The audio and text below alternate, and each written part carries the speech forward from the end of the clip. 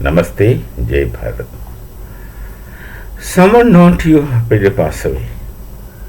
When someone known to you happened to pass away, and when you want to go and look at, attend that person's funeral or something associated with it, and when you go there, would you say, I am going to meet person X, or what would we say, I am going to see person X's mortal remains or his body?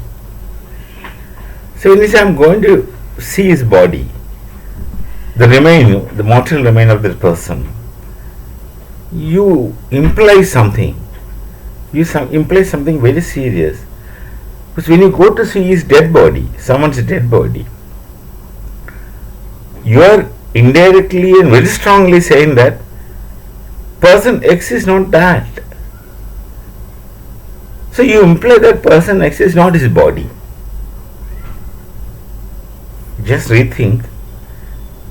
You are going to see someone's leftover mortal remains, dead body, but that someone is not there. You are not going to meet that someone. He is dead and gone. Then if his body is not he, then what is that person? This question let's ask. Of course, you have plenty of answers instant. You would say his self is the real person. You already have to agree that the body is not the real person. The body is different. For example, you say that my hand, my nose, my leg. When you say my hand, my nose, my leg, are you identifying yourselves with your hand? No, you can't say I am my hand. You can't say I am my nose. You can't say I am my leg. Then you will have to say I am not my body. Then what are you is the question. What are you? Then people must have told you around that you are not your body, you are your soul. Now, people tell you that you are your soul, or you tend to believe that you are a soul, and you tend to believe that you are not your body, but yet you remain attached to your body. There are all kinds of theories addressing this situation. Nonetheless, what do you know about yourself? I will start using the word self. What do you know about yourself? Primarily, one would say that in reality you are yourself. Really you are not yourself and not your body. Then what is this self?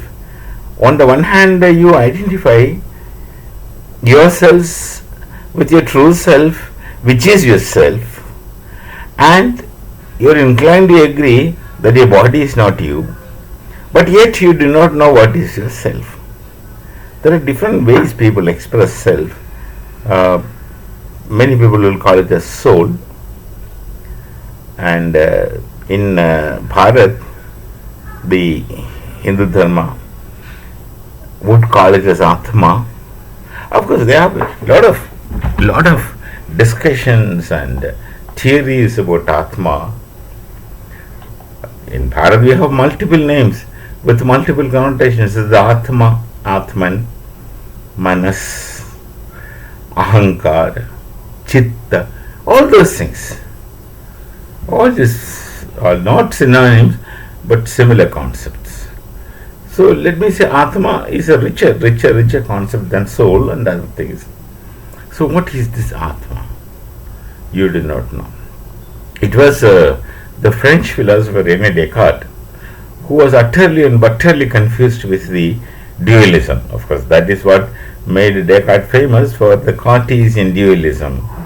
He would say there is mind and body. Of course, for him it is simple because he comes from a simpler background of knowledge tradition, not like people from Bharat with a complex knowledge of a complex background of knowledge tradition. Descartes would speak, there are two things. The mind is distinct from body. He says that. Remember, you can't accuse him and don't make fun of him because that had been his background. He knew only such things because he comes after the dark period. Don't forget that. He comes out after the dark period and he is trying to independently think, and whatever he has done is very original to him. There were no knowledge tradition supporting him at all. So this is the best one can give in similar situations. I am very sure of Descartes. So he says there are two realities in the world, the body and the mind. And he goes to the extent of confusing between body and mind, because he calls mind is a substance as the body is a substance, which puts him into difficulties. Body is a substance, agreeable, you understand it, but to call mind as a substance is complicated. It gets you into difficulties, philosophical confusions, conceptual confusions, all right. European philosophy has confusions and lot of other problems. And then he goes to the extent of saying that body, after the death of a body, the mind becomes disembodied. And the mind can exist disembodied without the body being there. And Descartes, again I am telling you, is limited within his with his knowledge background. So you are not don't find fault with him. That's what one could do under his situation, and that is the best he has done, undoubtedly. The mind continues to have identity. That's important. The mind shall continue to have identity as what the person was. Maybe the person is X, and the person's mind also continues to be X. So disembodied mind, he calls it as disembodied mind, continues to carry the thoughts, continues to carry the identity, and so on. And he goes into a lot of narrative discussions. If you are interested, please read Descartes. There are 6 meditations, fundamental books. Meditations and first philosophy, that's how it is translated into English, if I'm not wrong. And in Latin, meditation de la method. For he uses all these meditations as a method of philosophizing. Fine. So you can read further. Very interesting thinker, very interesting thinker. But don't take it as reality spoken to you. They are speculations, but these speculations opens ways for you to speculate. That's how European philosophy functions. Now, he speaks of mind, disembodied existence and all. So that is one way of looking at things. But I will quickly wind up, because otherwise this discussion will go long. In the Upanishads or the Bharatiya knowledge tradition, in all traditions, they call this Atma. They call this Atma. In English, of course, soul. They say, that's interesting, they say that Atma is pure consciousness. Now, what is pure consciousness? Pure consciousness is a consciousness without content. There is contentless consciousness. Now, you don't get confused. Think about energy in physics and matter in physics. Energy per se is beyond having any forms, but you can only experience energy through some forms of energy. And why they don't have forms of energy? Because no form is permanent. No form of energy is permanent, no form of matter is permanent, and as a matter of fact, whatever is in this world is energy matter combination only. But they move from one form to another form. Both energy and matter move from one form to another form, and then that thing which moves from one form to another form is a pure energy or pure matter without form. So formlessness is a reality, because that is always there. Other things are temporary, it comes and goes. But you can only understand it through some forms. Similarly, if it is pure consciousness, so what is pure consciousness? Pure consciousness should be without any content, because contents will make Atman impure.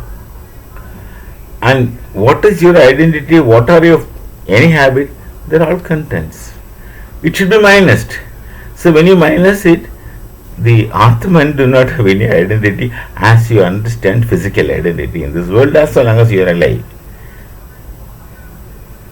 So they also believe this Atman is not mortal, that's immortal. Of course, energy is also immortal. Matter per se is also immortal, but they keep changing forms.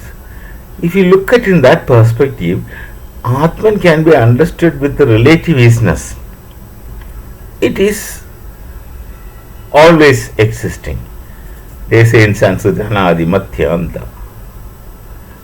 It's always existing, only it keeps changing forms. And it doesn't carry any identity at all. Someone asking you what will happen to a person after death, the logical answer which I would give is simply this: you will just go back to from the place from where you actually came. Do you think that you came from some place? You will have to go back to the same place only. Or, little more technically speaking, your situation after death should be akin to the situation before birth. It is simple as that. You do not know then also, you do not know tomorrow also. You do not know, you don't remember anything about anything before you have become born and got conscious. Even after birth, you are hardly conscious. You have to acquire things to have this identity.